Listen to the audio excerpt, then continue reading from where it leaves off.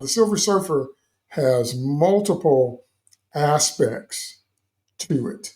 And so I've read and watched a lot of videos for different takes on it.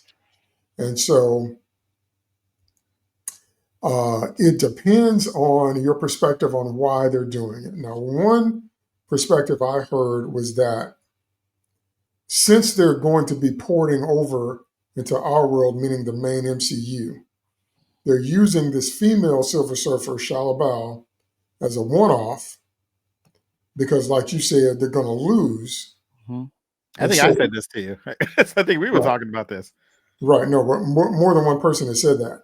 And they're going to lose. And so she's going to either turn and fight Galactus. They're going to convince her to fight Galactus, but they're still going to lose.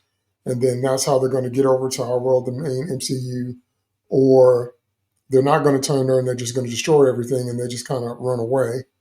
And, it's kind of PTSD when they get here. And so making her female is because they're going to get rid of her. It's going to be a one and done thing. And we're going to meet Norrin Radd later. The issue with that is it's not going to have the same impact. Even people that don't read comics know that Silver Surfer is a dude. So even beyond the people, even into the normies, they're like, why are they doing that? And the CGI doesn't look nearly as tight as it did in Rise of the Silver Surfer, comically so. And so some people are saying that it's woke, meaning they're just gender swapping for the sake of gender swapping. If it has a story point, that needs to come out in the movie. And if it's because she's a one-off character to set us up to meet Norrin later, that's one thing. But if they actually gave her Norrin's origin, then it might lessen the impact when we meet Norrin. And also the last thing I'll say before I throw it back to you is that the reality in which she becomes silver-coated, because Shalla-Bal is never actually the Silver Surfer. She becomes silver-coated with Norrin in Earth X. Norrin is still the Silver Surfer in Earth X. It's just that she's with him. But she's not the Silver Surfer. Now, there's a version, as we know, Juno, that was a Silver Surfer, but they've said clearly that Julia Garner's playing Shalla-Bal. So it's like somebody asks you on a date, but you ain't sure why. You ain't sure why they asked you out, but you're like, why are they asking me out? Like, what's up with that?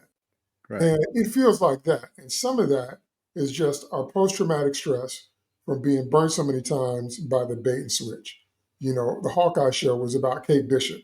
If you watch the intro, Hawkeye's not even in the intro to his own show. And just so many different things. And so we've seen enough now, and now they're putting Kamala Khan in the X-Men comics in the main X-Men events to try to retcon her, and now she's a mutant and blah, blah, blah.